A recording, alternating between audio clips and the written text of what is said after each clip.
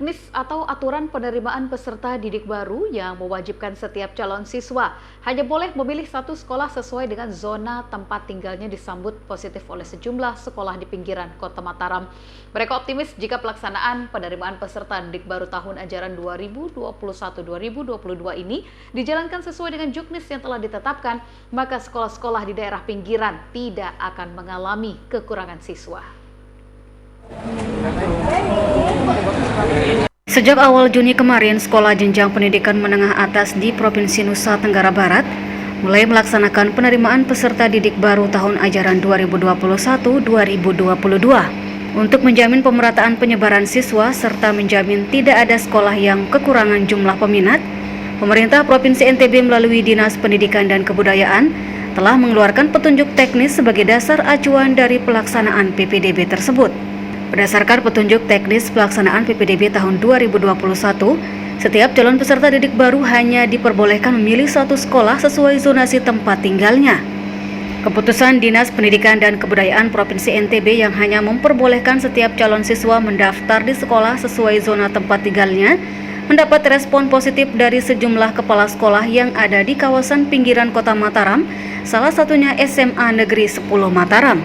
Kepala Sekolah SMA Negeri 10 Mataram Sri Wahyuni mengatakan, sistem zonasi dalam penerimaan peserta didik baru tentu saja membawa angin segar bagi sekolah yang ia pimpin. Dengan adanya kebijakan tersebut, pihaknya tidak lagi khawatir akan mengalami kekurangan siswa seperti yang terjadi pada penerimaan peserta didik tahun-tahun sebelumnya. Untuk itu, dirinya pun berharap agar pelaksanaan penerimaan peserta didik baru tahun 2021 ini bisa dilaksanakan sesuai aturan yang telah ditetapkan. Bagi kami yang di daerah sekolah yang di pinggiran seperti sekolah kami di SMA 10, justru dengan adanya memilih satu sekolah di wilayah tertentu itu kami sangat terbantu, menguntungkan kami. Contoh misalnya, Jempong Baru itu Kelurahan Jempong Baru hanya bisa memilih SMA N10 Mataram. Tidak lagi dia memilih 3. Kalau dia hanya memilih satu, tentu dia fokus kepada sekolah kami.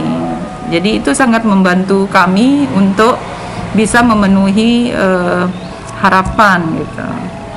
Sementara itu, Kepala Dinas Pendidikan dan Kebudayaan Provinsi NTB Haji Aidi Furkon menyampaikan, Juknis atau aturan yang hanya memperbolehkan satu orang calon siswa baru milih satu sekolah sesuai zona tempat tinggalnya semata-mata dikeluarkan untuk menjamin pemerataan penyebaran siswa sehingga sekolah-sekolah yang selama ini sepi peminat bisa mendapatkan siswa baru sesuai kuota yang mereka peroleh.